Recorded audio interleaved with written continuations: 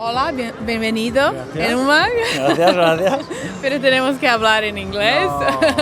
Juan Carlos, welcome. I know that you have a lot of great memories here from Umag. Would you like to share them with us? Yeah, I do. Every time since I retired here in 2002, I wanted to come back. I didn't have a chance because I'm not coaching nobody, and but this time that they give me the organization of the tournament, they give me the chance to come here. I was very glad to come here and remember the memories that I have here on the court, outside here, the atmosphere that I can see one more year again. So always is nice to come here. Do you know that they say for this tournament that it's the most attractive tournament of the ATP Tour? Would you agree with that? I can say it for sure because in the tour, the people talk, the players talk that Umag, it's different than the other ones. The other ones, maybe you go to the courts to the hotel and then the same hotel to the court, and there is nothing more. Here you can feel the atmosphere, the people.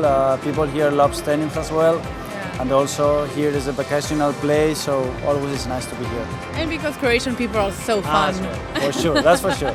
No, but people here love tennis, and you can see that they're very friendly, so very nice.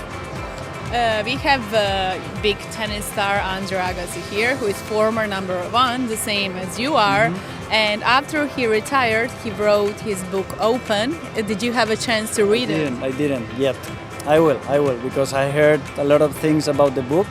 And also I speak with Andre today about the book, and so I think it's interesting to read. Yeah. How do you comment everything what he revealed in the book, and actually that tennis wasn't his dream, that it was his father's dream? I think his life when he was young was tough, to say it, and I think he said it very, very well in the book. That's what I heard because I didn't read it. But Andre said that he plays because his father wants, and he should play, and not because he wanted. So we have to believe it. Anyway, he did it amazing. He was one of the best in the history. So the only thing that I can say is congrats. He told me that one of his hardest assignments in his life was conquering Steffi Graf. Yeah. As a tennis player, can you explain what is it about that chemistry between tennis players? Because there are so many marriages between tennis players. It's very easy to explain because we travel with them, and we meet the tennis players in the tournaments, in the Grand Slams, and some of the tournaments that we played together. So normal girls that they are not in the tennis atmosphere. Maybe some of the times they don't understand our world, traveling all the time and not being at home, not every week. So sometimes the tennis players are easy to be with them. That's why I think. I never go out with a tennis player, but I hope so. Yes. You are married, not with a tennis married. player, No, and no. I know that you became a father. Yes. So how did fatherhood change you? Very much.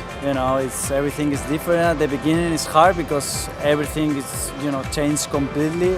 You cannot sleep, and you have to go with her everywhere. I have a daughter, and everything is different. You cannot travel because you have to be there. And but for me, it's so nice. I'm very happy. One more is coming now, so I'm gonna be. Congratulations! So it's nice to be at home after a tennis career, traveling all the time, and having a different life. Will it be enough having 2 children, or you will want my more? My wife wants 4, so I have to do a career now like a father. So no wonder you don't have time to work as a tennis coach and everything, because you have a work at home. Well, I have to work at home, but also I have an academy, a tennis academy in Spain, so I work there, I live there, so in these terms I like it to be very close from my work. So like this I have time for the work and also for to be a father. But after you retire, have you noticed that you change as a person?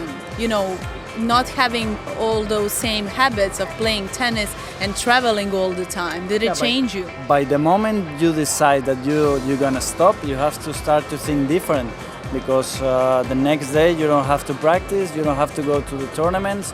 So I think to prepare well, you have to prepare it before you stop, because I think the tennis players know when this time is arriving, maybe 1 year before, something like this, that you start to feel some things different than before. So I think you have to think in the future what you're gonna do, what you're gonna invest, in which place you wanna be. So that's what I did. I made an academy, and I also have another one in China. So I had a tournament, a tennis tournament in Valencia. So I made my moves, and now I'm okay.